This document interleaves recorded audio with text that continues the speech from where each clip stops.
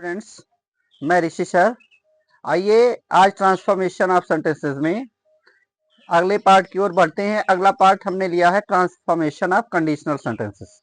तो conditional sentence जैसा आप जानते हैं इफ का प्रयोग करके अधिकतर बनाया जाता है, परंतु ट्रांसफॉर्मेशन ऑफ सेंटेंसेस इंटर के सिलेबस में या कॉम्पिटिटिव एग्जाम में पढ़ाने का उद्देश्य यही है कि विद्यार्थियों के पास क्षमता विकसित हो विभिन्न प्रकार के वाक्यों को विभिन्न रूपों में व्यक्त करने की क्षमता डेवलप हो विद्यार्थियों में। इसी उद्देश्य के चलते ट्रांसफॉर्मेशन ऑफ सेंटेंसेस पढ़ाया जाता है।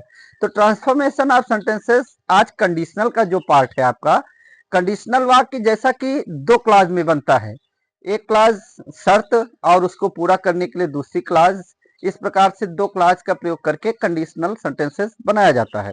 तो आइए देखते हैं कि किन किन वर्ड्स का प्रयोग करके हम इस प्रकार के क्लास को बना सकते हैं। यहाँ पर यह जरूरी नहीं है कि इसी शब्द से आप बनाएं, अधिकतर तो मैंने जैसे बताया इफ का प्रयोग करके कंडीशनल सेंटेंस जैसा कि जनरल तरीके से बच्चे बनाते हैं, बनाया भी जाता है, अन्य लोग भी बनाते हैं इस प्रकार। लेकिन अन्य कुछ ऐसे भी वर्ड्स हैं जिनसे हम कंडीशनल सेंटेंस बना सकते हैं।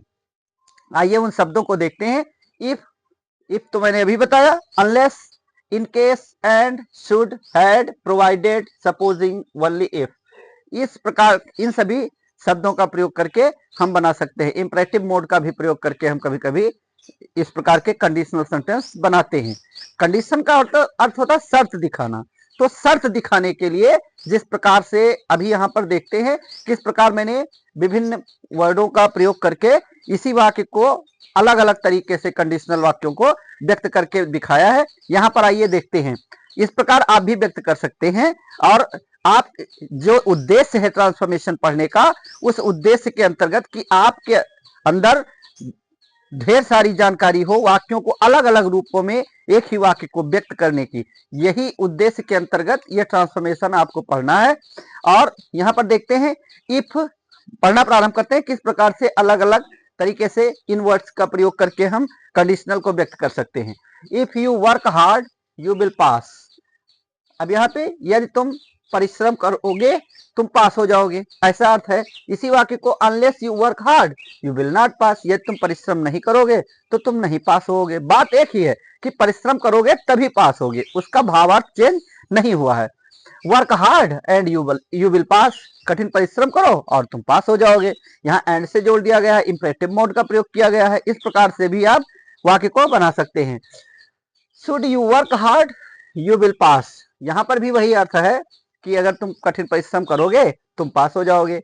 अगला वाक्य देखते हैं। Had he come to me I would have helped him, यदि वह मेरे पास आता मैं उसकी मदद करता, ऐसा ही अर्थ ऊपर वाले का है। नीचे इफ से बना करके मैंने दिखाया है। If he had come to me I would have helped him, यदि वह मेरे पास आता मैं उसकी मदद करता।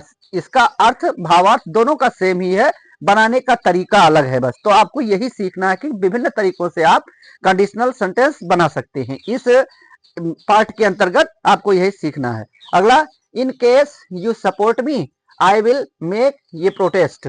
इन केस यू सपोर्ट मी, यदि तुम मेरा सहारा देते हो, मुझे मेरा सपोर्ट करते हो, इस प्रकार I would have no I will make a protest, तो मैं सुरक्षा करूंगा, ऐसा प्रोटेस्ट करूंगा। इफ यू सपोर्ट मी, यही इसका भी भावार्थ है। यदि तुम मेरा सपोर्ट करते हो आई विल मेक ए प्रोटेस्ट, तो मैं प्रोटेस्ट करूंगा। अगला, provided you support me, provided मान लो, यहां भी यही अर्थ, मान लो तुम मेरा सपोर्ट करते हो आई विल मेक ए प्रोटेस्ट, तो मैं प्रोटेस्ट करूंगा। इस प्रकार वाक्य नंबर 4 देखते हैं। If she does not turn up you will get the job, यदि वह तुम्हें मना न करती तुम्हें जॉब मिल गई होती, ऐसा मिल जाएगी। यदि वह मना नहीं करती तुम्हें जॉब मिल जाएगी। इस प्रकार से सपोजिंग, मान लो सी डज नॉट टर्न अप, उसने नहीं टर्न अप किया, यू विल गेट जॉब, तो तुम जॉब पा जाओगे। ऐसे you will get the job only if, केवल तभी, यहाँ पर ऐसा अर्थ है केवल तभी, अर्थात व्यक्त करने का सिर्फ तरीका डिफरेंट है, बाकी अर्थ सेम है। सी डज नॉट टर्न अप। अगला, you will get the job in case she does not turn up. इस प्रकार से आप विभिन्न तरीकों से कंडीशनल सेंटेंस को ट्रांसफॉर्म कर सकते हैं, उसको रूपांतरित कर सकते हैं, उसके रूप में परिवर्तन कर सकते हैं। और इसके आगे नेक्स्ट वीडियो में आपको students conversion of simple sentence into compound sentence पढ़ाएंगे।